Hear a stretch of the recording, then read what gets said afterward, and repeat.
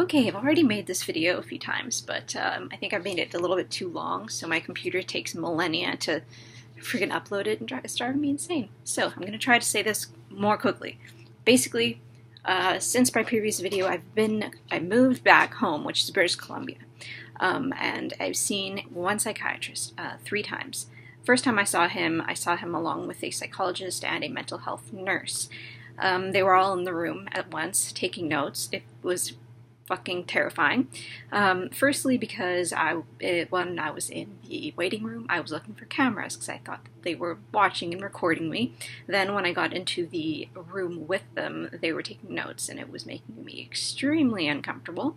I actually told them that, and they, apologized. But obviously, I understand on a logical level that, unfortunately, that's what they have to do in order to be able to even assess you and, and in the end, hopefully help you. So basically a standard questions, when did it happen?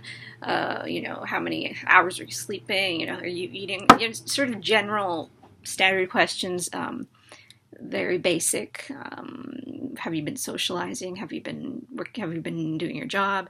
In what areas of your life has this been impacting? Basically every area for me. So basically, after that initial appointment, they made another one to see me in a week. Now, part of the reason why I was extremely worried about seeing a psychiatrist at all in general was that I knew that I was recently, right now, I'm experiencing different symptoms. And I'm on already 4 different medications. It's already a fuckload. Now, to put on top of that 1 more medication, which makes sense. Like, I'm having different symptoms, so a different med, that makes sense. That didn't happen. He simply increased the antipsychotic that I'm on, because apparently the one that I'm on, taken at a lower dose, is considered a mood stabilizer. Taking a higher dose actually functions as an antipsychotic. I didn't know that, so basically you just raised the dose, and I've been doing better since, paranoia-wise and hallucination-wise, I think. However, drowsiness, motherfucker, so annoying. I'm sleeping like 10 hours. I feel sluggish during the day, and quite frankly, I don't know if this is my mood or if it's just that I feel exhausted, but I'm beginning to feel as though a depressive episode is coming on, and that's just bad. Just the bipolar diagnosis, fucking. It seems like after any kind of episode, whether it be mixed episode, whether it be manic, the depression just has to fucking always crop up. What goes up must come down.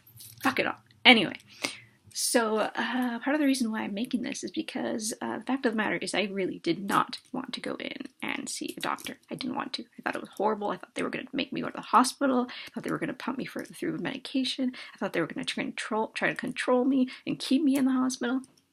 None of that happened. Literally, zilch. Not a single thing.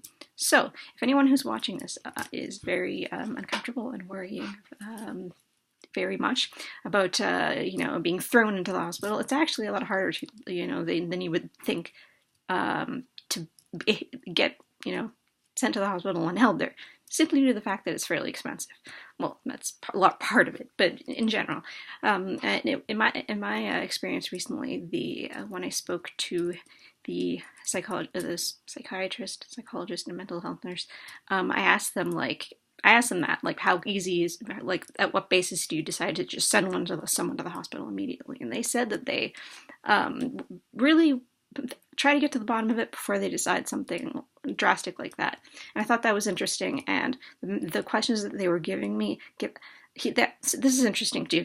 They gave me straightforward questions that were just like, how many hours are you sleeping, what do you do, etc. But they also asked me questions about personal questions, about my life situation, my parents, and that's partly why I think the experience was better, because I think the likelihood of them getting to the bottom of it and finding the right medication is higher because of that.